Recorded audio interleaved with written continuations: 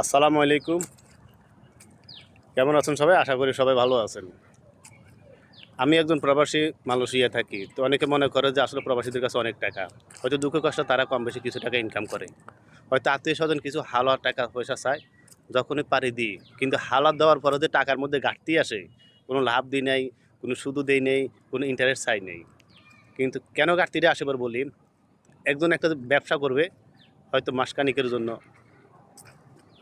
কিছু টাকা চাইছিল প্রায় ধরেন না ২ লক্ষ টাকার মতন। তো আমার কাছে কিছু আসলে আরেকজন থেকে কিছু নিয়ে দিছি।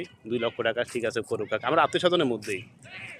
যখন টাকাটা আমাকে ব্যাক দিল, ব্যাক দেওয়ার সময় আ ভিতরে ৳৫০০ নোট একটা ছিঁড়া। এটা এখন ব্যাংকে নিছে, ব্যাংকে কোনো চলে না। পরে তাকে জানানো হয়েছে আমার ফ্যামিলি থেকে। সে বলছিল ওখানে যাই আছে তাই, তখন বললেন না কেন? এই হলো ঘাটতি। আরো একটা কথা, তাও আত্মীয়স্বজন। ৳১,০০,০০০ চাইছে ১ মাসের জন্য।